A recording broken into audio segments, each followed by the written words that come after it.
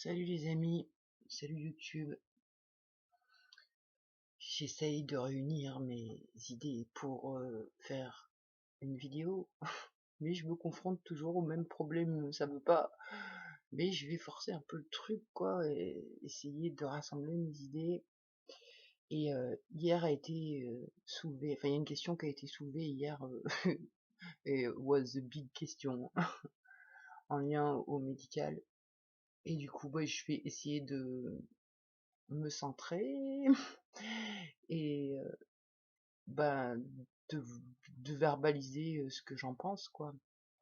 Et la question, c'était du genre, ok, même si on sait que le médical, il est corrompu, pas à la hauteur, pas pour notre santé, et qu'on en a besoin quand même, comment on fait?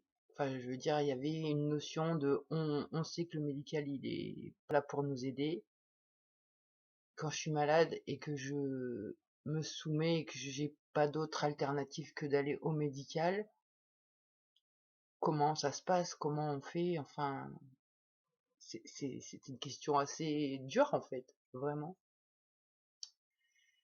Donc je vais essayer de dire ce que je pense à plusieurs niveaux de ça, si ça veut. Mais en vrai, ce matin, ça veut pas trop. J'ai des parts qui veulent garder le pouvoir et Et du coup, enfin, ça bloque à l'intérieur, je le sens. C'est assez bloqué. Donc bon, peut-être ça va mettre du temps à se déverrouiller. Je sais pas si je vais pouvoir la faire cette vidéo, mais j'essaye. Donc voilà, moi je le vis ça, donc j'en ai vraiment besoin du médical. Mais ça, c'est une croyance en fait, parce qu'on m'a fait croire que quand je suis née, j'étais un humain, que j'avais un corps. On m'a surtout bien appris à ne pas m'occuper de moi-même et à mettre ma responsabilité sur l'autre, donc sur les parents au départ, après sur l'éducation, sur le travail, enfin sur tout, et donc sur le médical. Ça veut dire que si t'as un problème, non, t'es tellement débile que remets ton pouvoir à quelqu'un qui sait, quelqu'un de plus intelligent que toi, quoi. Donc au médical. Donc là déjà, direct, on t'enlève ta responsabilité. Et on joue donc avec les croyances qu'il y a un autre qui a des solutions pour toi.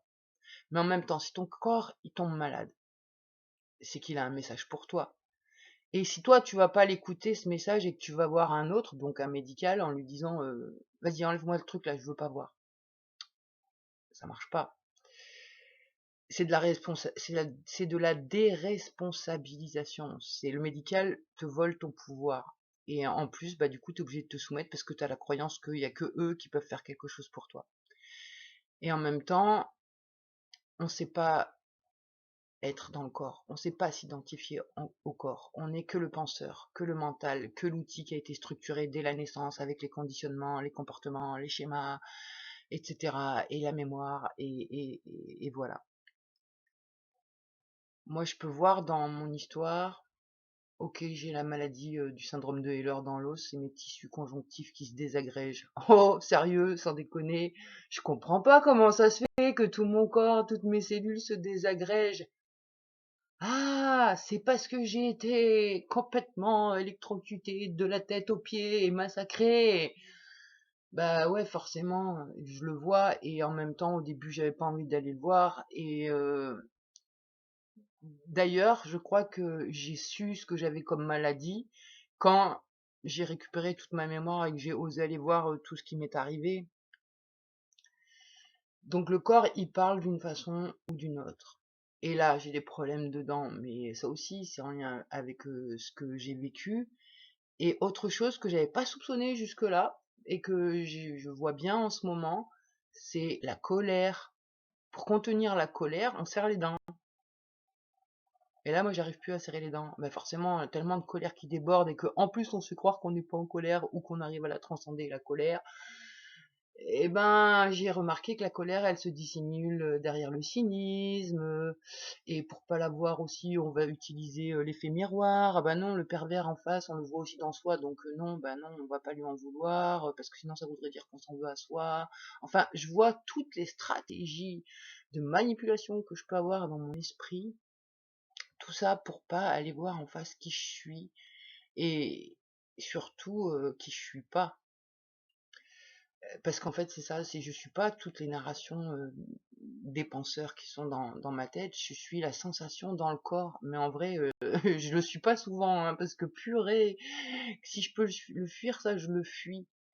Et donc c'est ça, il y a deux, j'ai l'impression qu'il y a deux choses. Il y a le mental, l'esprit, donc celui qui pense, le penseur, la mémoire, etc.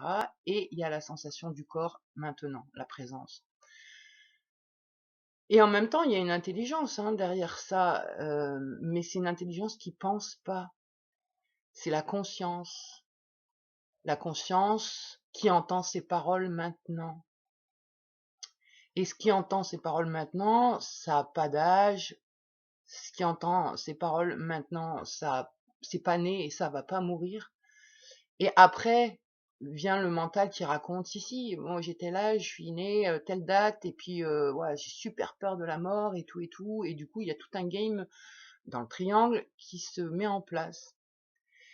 Et ceux qui ont le plus de pouvoir, c'est ceux qui ont le plus peur, on va dire, parce que bah, pour contrer l'impuissance, tu te fais croire que tu as un pouvoir. Et, et du coup, si j'ai le pouvoir de massacrer quelqu'un, ça veut dire que j'ai un pouvoir. Et ah, ça va trop vite dans ma tête. Mince. Et donc, s'il y a quelqu'un qui a le pouvoir de massacrer quelqu'un d'autre, ça le rassure. Parce que ça veut dire qu'il a une capacité, un pouvoir. Et ce qui rend fou, c'est l'impuissance. Mais ça rend fou qui? Le petit personnage, qui a mal appris ce qu'il est. Donc lui, il va avoir la croyance d'être impuissant. Mais en vrai, toute la puissance est dans l'impuissance. Et donc, le médical, de base, c'est des gens qui doivent être terrifiés. Et il doit y avoir aussi, je sais pas pourquoi ça me dit ça, mais une notion d'humiliation. C'est-à-dire une perte de pouvoir à un moment donné, peut-être par l'humiliation. Et cette perte de pouvoir, il va y avoir des stratégies mises en place pour la pallier.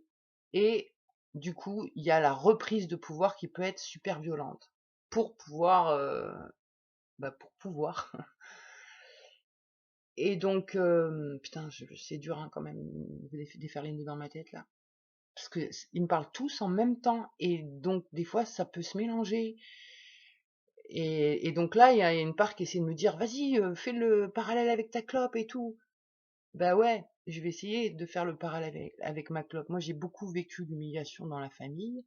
J'avais pas mon mot à dire. Dès que je l'ouvrais, je me faisais ramasser. Et un jour, que j'étais dans la provocation pour justement voir si j'avais raison, que j'allais encore m'en prendre une. Et ben ce jour-là, j'en ai pas pris une. C'est le jour où mes parents sont non-fumeurs à la base, hein.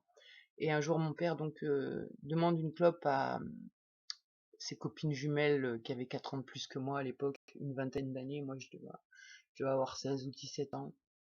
Et elle peut-être 21, ouais, c'est ça. Et donc lui, on part à une fête et il demande une clope à une des jumelles.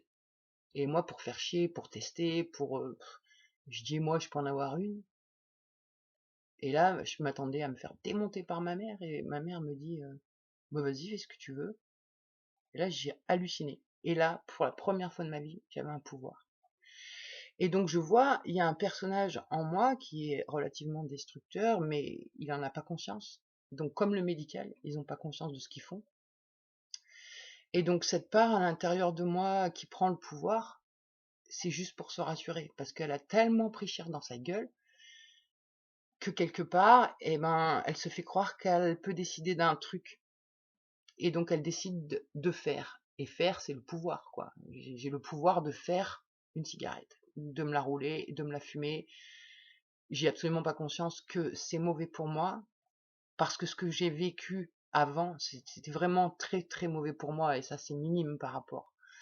Et donc on se rend pas compte forcément des prises de pouvoir, des conséquences que ça a. Et donc pour continuer, enfin, si j'arrive à me suivre moi-même, déjà ça sera beau. Et donc si tu arrives à me suivre, putain bravo. Pour en revenir au médical, au pouvoir, à la soumission, alors que toi tu t'as pas envie d'aller te faire soigner par eux, t'as pas confiance et en même temps il te reste que ça. Ça c'est une croyance. C'est une croyance qu'on t'a appris. Et donc c'est dur de se dire ok ben moi j'ai pas le choix en fait. Là il me propose une expérience que de moi-même j'aurais continué à aller voir le médical parce que on m'a appris comme ça. Et le fait qu'ils me mettent un blacklistage et qu'ils me soignent pas, et en fait ils me contraignent à vivre l'expérience de reprendre ma responsabilité. Alors oui, il y a des parts qui vont être en gratitude de ça, et il y a d'autres parts qui vont dire ah mais n'importe quoi, on nous laisse mourir. Et puis il y a l'autre qui prend son pouvoir et qui fume sa clope parce qu'il a peur de mourir et tout et tout. Enfin, je vois comment c'est animé dans moi, au secours.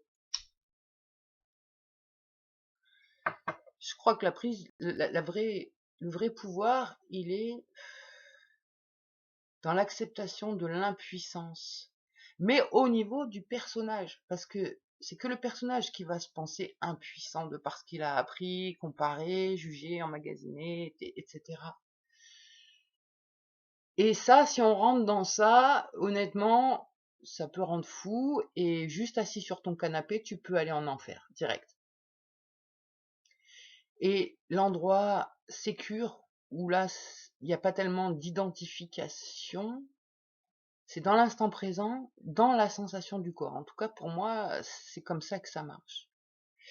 Et donc, ce fameux pouvoir qui est à l'extérieur et qui est aussi à l'intérieur, moi, je le compare comme ça. Pour moi, le médical, à l'extérieur, c'est la même chose que le fumeur en moi. C'est celui qui se fait croire qu'il a un pouvoir et qu'en vrai, il se détruit. Et en vrai, c'est aussi parce qu'il a peur de pas l'avoir, et donc du coup, il se fait un faux semblant. Qui est hyper destructeur parce qu'il est engendré par la peur. Et, et on peut pas combattre. En fait, je crois que ça sert à rien de combattre le pouvoir, qu'il soit dans soi ou à l'extérieur. J'ai essayé d'arrêter de fumer, mais c'est impossible, parce que si c'est l'identification au personnage qui essaye d'arrêter de fumer, enfin voilà, ça va créer tout un bazar, et il y a la possibilité que je vais fumer 2 fois plus, etc., etc. Je crois que, en fait, le pouvoir qu'on a pour déloger le pouvoir en soi, c'est de l'observer et de le détourner, de défocaliser. Plus je vais me dire faut que j'arrête de fumer, plus je vais avoir envie de fumer, plus je vais ressentir une frustration, plus en plus je vais ressentir les blessures de mon impuissance, de à cause de quoi je fume. C'est pas comme ça qu'il faut faire. C'est ok, j'ai envie de fumer, je fume en conscience que c'est le petit personnage qui a besoin de se faire croire qu'il a un pouvoir. Je lui apporte beaucoup de compassion, si je peux. Et en même temps, je lui dis, vas-y. Bon, là, non, parce que je suis en train de faire la vidéo. Mais si je n'étais pas en train de faire la vidéo, je pourrais lui dire à celui qui est en train de fumer, vas-y, pose ta clope, là, t'as pas envie qu'on fasse de la pâte à modeler Enfin, quand je dis pâte à modeler, c'est parce on va essayer de faire les empreintes de notre bouche et tout ça. C'est détourner l'attention. Et en même temps, on est toujours dans un paradoxe, donc il faut porter son attention pour voir ce que c'est, et ensuite détourner son attention et pas lutter. Donc si j'ai la croyance que j'ai encore besoin du médical, forcément je vais m'arracher les cheveux, je vais vivre l'injustice, l'abandon, l'humiliation, enfin tout ce que tu veux, quoi, et je vais rentrer dans des croyances qui peuvent me faire souffrir émotionnellement parlant. Ou alors, je peux dire, ok, bon ben là c'est carrément un cadeau que je reçois pour reprendre mon pouvoir, ma responsabilité de, de conscience que je suis, quoi.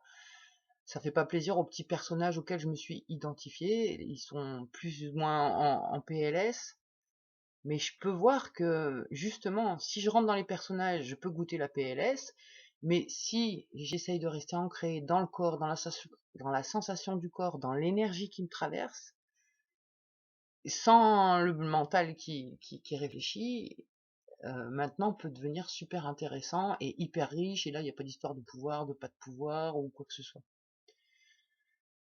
Donc à plein de niveaux, ça pourrait dire ce que je pense sur le médical à l'extérieur. J'ai des parts qui pourraient dire vas-y, il faut qu'on se réunisse tous. Enfin, mes complotistes, elles diraient faut arrêter de cautionner le pouvoir.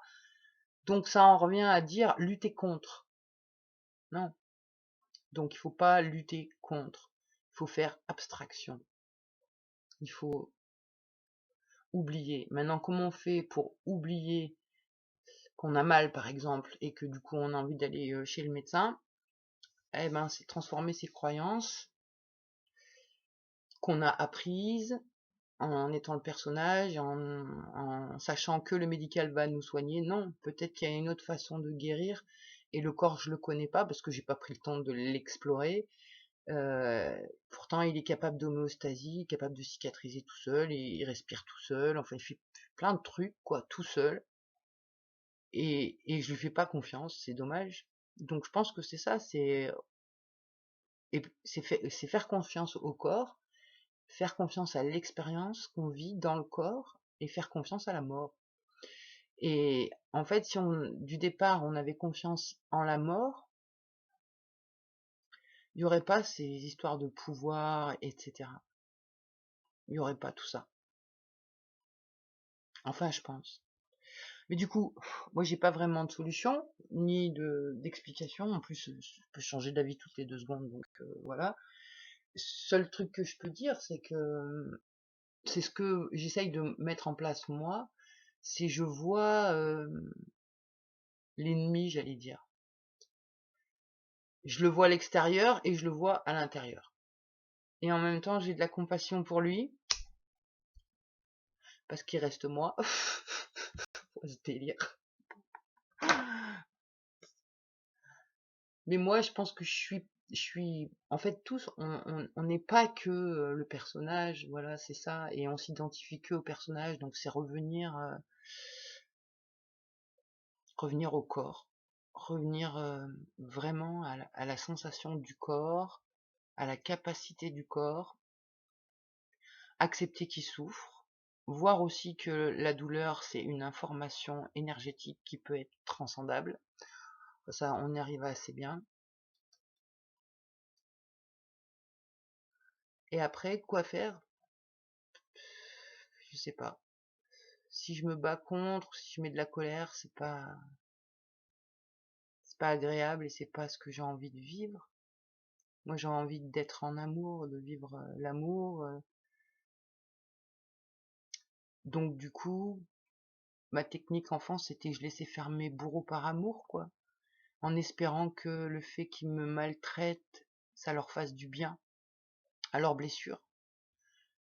Et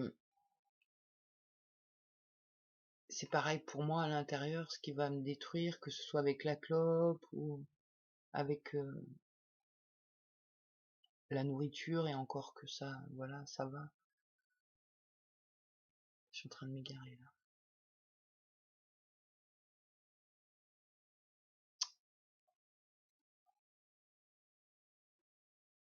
Faut pas lutter. Il faut mettre de l'amour et de la compassion, parce que ce qui est présent maintenant, c'est que toutes les pensées, c'est ça l'illusion. Et que ça a rien à voir avec la présence qui est dans le corps à l'instant présent. Et qui n'a pas tellement de but, si ce n'est la joie de découvrir la vibration du moment. Enfin ouais, c'est chaud d'avoir plusieurs niveaux de conscience. Moi ça, c'est ça qui me perturbe en ce moment, et pour ça que je peux pas trop faire mes vidéos, c'est que je sais plus à quel niveau de conscience je dois m'exprimer. Et je vois quand c'est mes personnages qui se font attraper, et ma seule issue de secours, c'est le corps. C'est le corps. Et en même temps, c'est aussi ce qui fait le plus peur, parce que c'est le corps qui meurt. Donc après, c'est pareil. Quand je dis, voilà, l'extérieur, le médical, j'ai besoin de soins, il me les donne pas, il faut que je me débrouille par moi-même et que je retrouve ma responsabilité. Ça veut dire qu'il va falloir que je fasse des choses que je sais pas faire ou que je j'ai pas encore dans mon esprit. Enfin voilà, ça peut faire peur quoi, et donc de pas savoir comment on va faire. Et celui qui pense comment on va faire, c'est celui qui réfléchit, alors que celui qui a la capacité de guérir, c'est le corps lui-même. Et lui, il réfléchit pas. Donc faut juste que je chouchoute le corps, que j'arrête de m'identifier trop au personnage, en même temps que je vois le pouvoir, enfin les personnages qui ont le pouvoir à l'intérieur de moi, bah, que je reste en compassion avec eux, que je lutte pas contre et que j'essaye de détourner leur attention.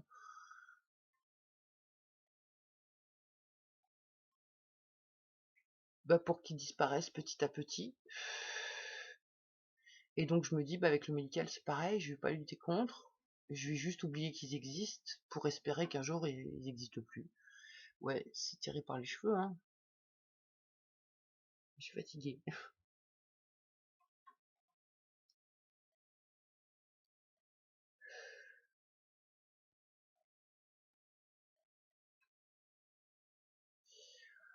Enfin voilà, c'est pas évident de transposer son intériorité sur l'extérieur, c'est hyper difficile de prendre la responsabilité du game dans sa totalité.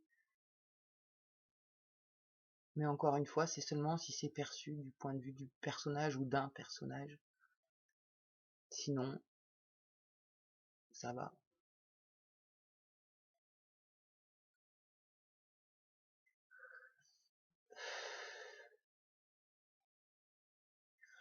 Donc quoi faire? Bah je sais pas, à part regarder en face son ombre et en soi comment ça se passe, que ce soit dans les stratégies du triangle, bourreau, sauveur, victime, la dépendance affective, le pervers narcissique, le sauveur et le dépendant affectif, ouais, j'ai dû déjà le dire. C'est regarder tout en soi et s'extraire de ça. Essayer de s'extraire de ça. En revenant à l'essentiel qui n'est que maintenant. Parce qu'il n'y a que maintenant qui existe. Bon, je pense qu'elle va me saouler cette vidéo quand je vais la réécouter. Oh là là. Donc du coup, ben, en fait, il n'y a rien à faire. Accepter l'impuissance et détourner son regard de ça, en fait, en se disant que c'est une conclusion erronée d'un point de vue matrixé, quoi, conditionné. Donc ne pas croire. Et on en revient aux croyances qui structurent la matière. Donc ne pas croire.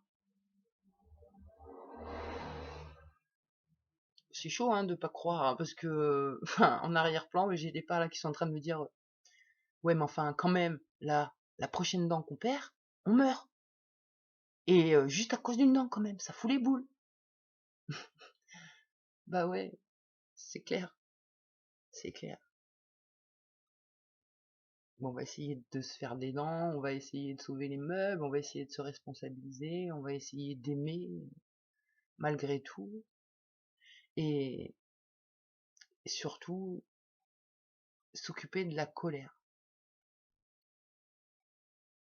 En ce moment, ouais, je vais m'occuper de la colère. Je l'avais pas vu avant, et je la vois de plus en plus. Ça aussi, c'est pas bon pour le corps. Et, et la colère, elle est assez bien transmutable. Donc voilà pour ma vidéo du jour. Et j'ai pas tellement de solutions, d'explications. En vrai, quoi, c'est juste moi ce que je me raconte pour essayer de supporter ce que je vis. On en est tous là à essayer de se raconter des trucs pour supporter ce qu'on vit. Et en même temps, on donne son consentement vu qu'on supporte. C'est pour ça que c'est important de détourner le regard, je pense. Et donc changer ses habitudes. Mais en même temps, et on peut pas... Enfin voilà, je vais pas retourner en boucle dans le truc. Hein. Je suis coincée là Suite au prochain épisode, du coup. Voilà. Allez, ciao.